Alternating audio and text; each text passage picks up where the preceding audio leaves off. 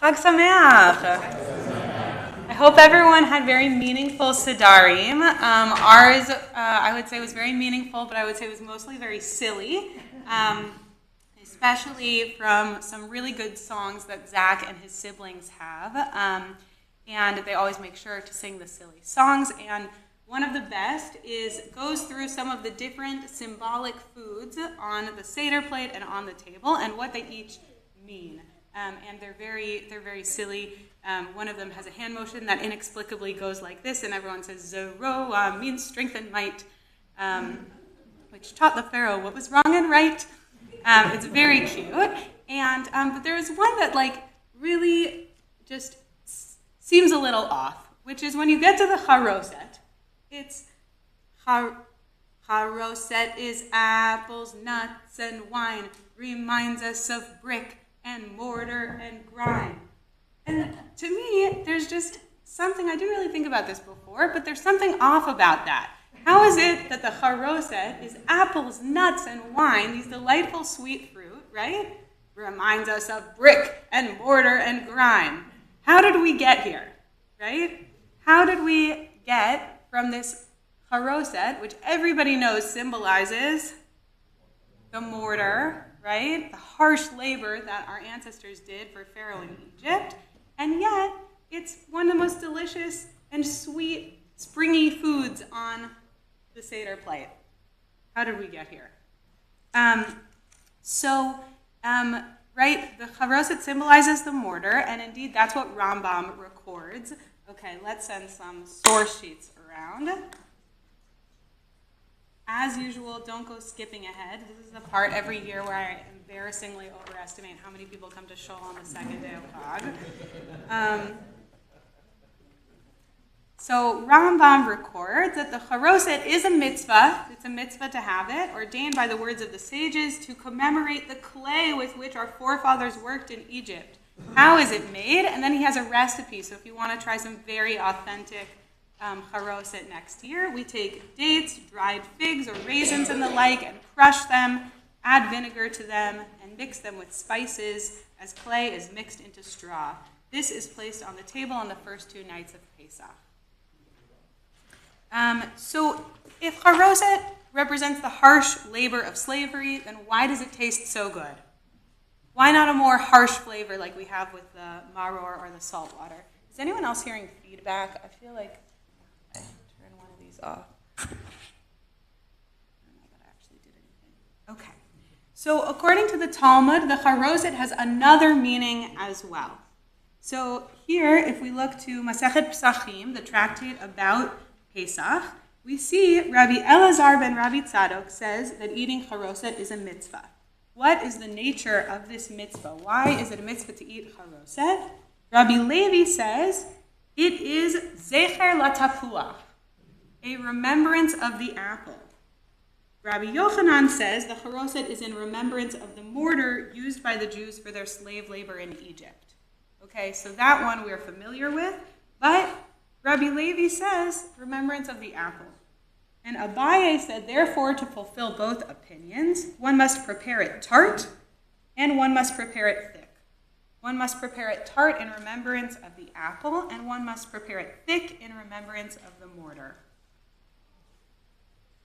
So the Haroset is not just about the mortar. It's supposed to embody the mortar in its consistency, but in its flavor, it should have the flavor of apples. The tart, sweet flavor of apples, according to Abaye, going from Rabbi Levi. But what is Rabbi Levi talking about? Remembrance of the apple. Where was the apple? Were they, picking apples before they were running out of Egypt? What is zecher latapuach? As if we're all supposed to immediately remember, oh yes, the apple, of course, the classic part of the Pesach story. Okay. So here's what we think he might mean by the apple.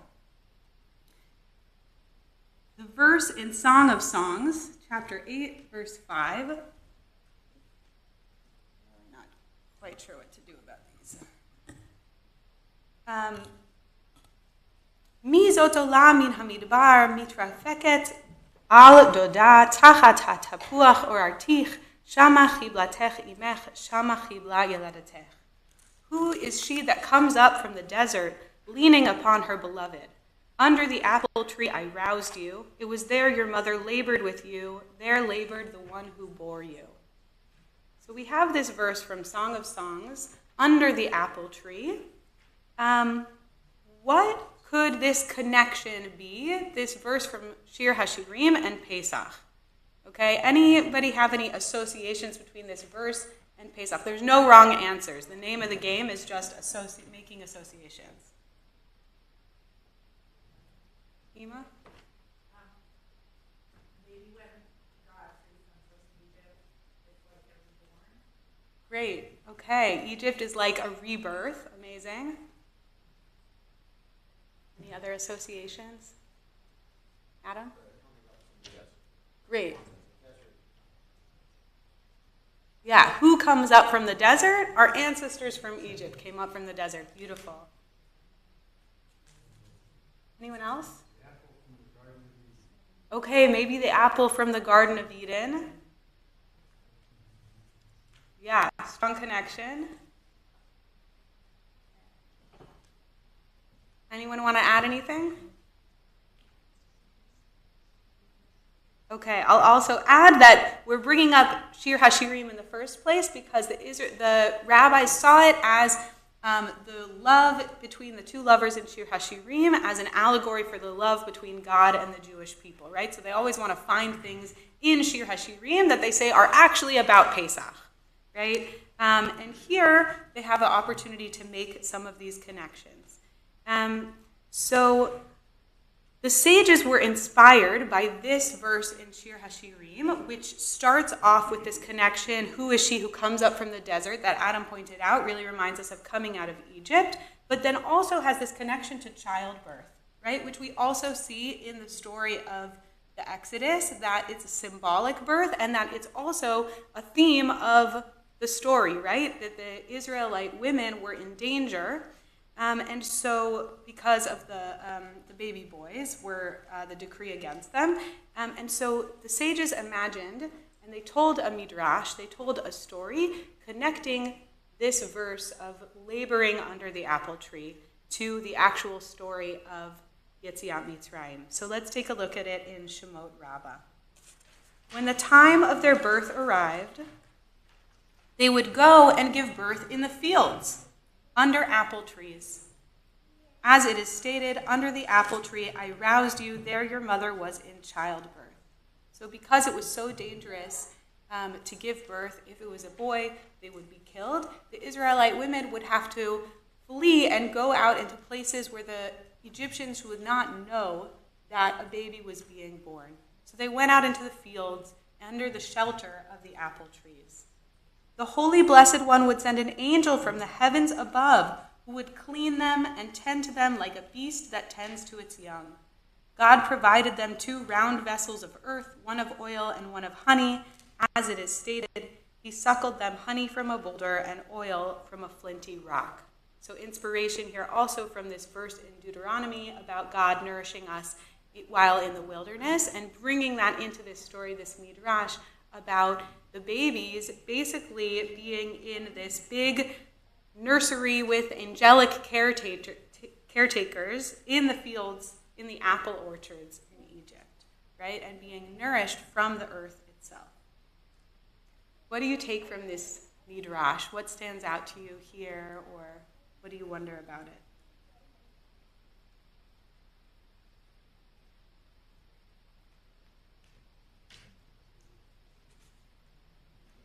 Michael? I just never really thought of apples as being something that grows in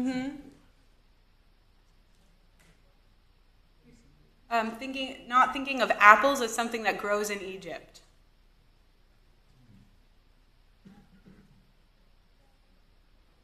Yeah.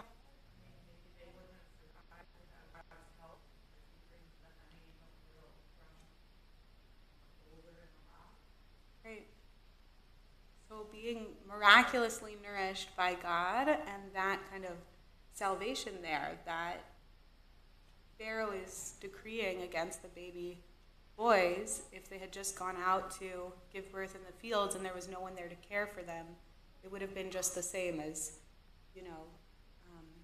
as Pharaoh's decree. But here, God takes care of them miraculously, nourishing them from the earth. Anyone else?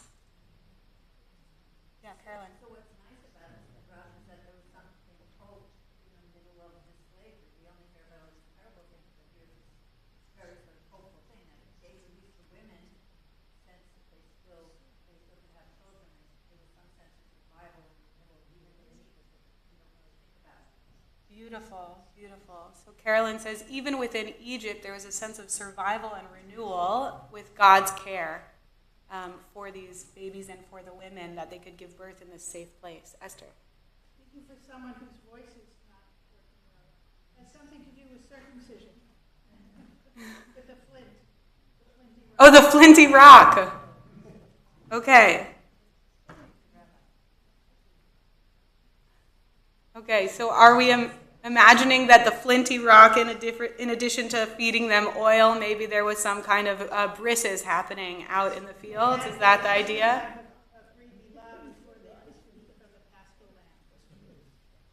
Okay. Yesterday we learned that you need to have a Brit Milah in order to eat from the Paschal lamb. Here we have babies being born, and there's a flinty rock there. Okay, beautiful. Thank you from our Mohelet. Okay. Any other thoughts from this midrash?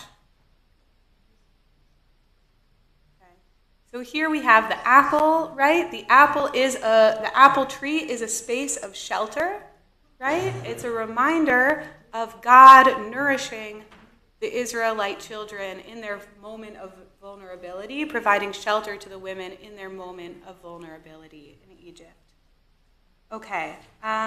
We have another midrash connecting apples to the Exodus. So you can go on to source number 5. This is also from Shemot Rabbah, a little later on.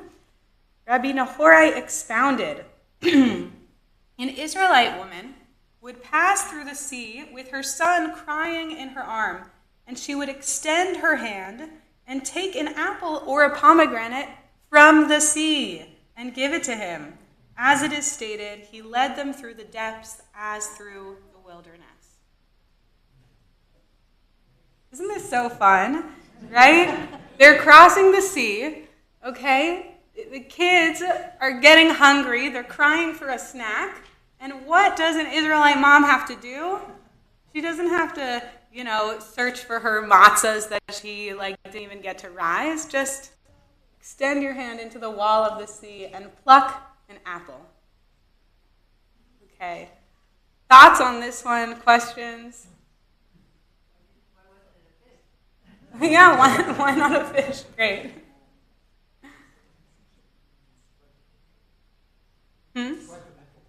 Right. It's quite the picture. And so we have, I heard sea cucumbers back here. Why not a sea cucumber? Right? But in fact, the rabbis are imagining an apple, right? They kind of insert this symbol into this story.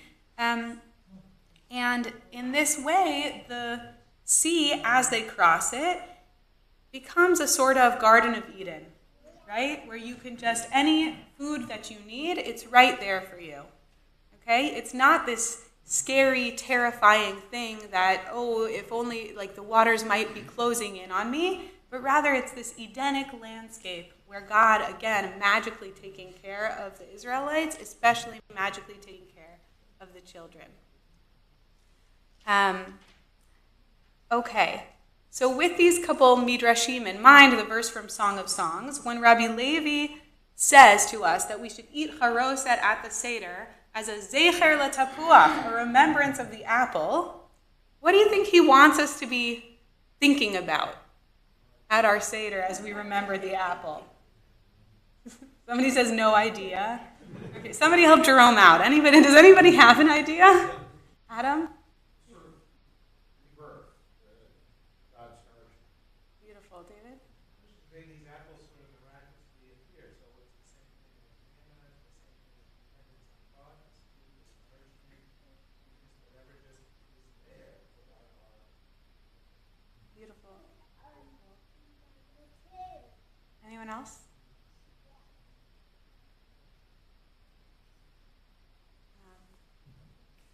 beautiful. So we might not have known that an apple was a part of the story, but in the rabbi's kind of retelling in the Midrash, the apple is this symbol of care, of shelter, protection, of God sustaining us miraculously, and a reminder of the sweetness of the redemption, right? And the sweetness of care even during the oppression, that kind of seed of redemption, even in Egypt, bringing us through to the Exodus and the sweetness of that redemption. So I learned these sources from a Dvar Torah from Rabbi Jill Hammer, and I think that she kind of concludes really beautifully with this intention. When trees blossom and fruit every year, they show us that new growth is possible. Passover offers us much the same message. What if we told the story of the fruit within the sea as part of our Passover Seder and asked one another how the sweetness of the Haroset reminds us of the wondrous gifts of liberation and the blessings of springtime? What if the Haroset could be not only a symbol of sorrow, but an embodiment of joy? Hiding in the background of all the discussions of orchard is the Kabbalistic meaning of orchard. One of the names for Shekhinah, the divine presence, God's numinous spirit and God's bride, is the holy apple orchard. Chakal tapuchin kadishin.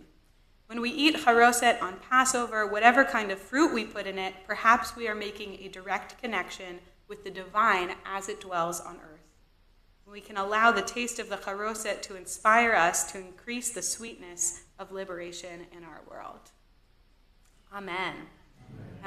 So next year, when you are enjoying your Haroset, whatever kind of fruits you have in it, I hope that it's an opportunity to remember not only the harsh labor that our ancestors experienced in Egypt, but also God's care and the sweetness of liberation that we experience as well.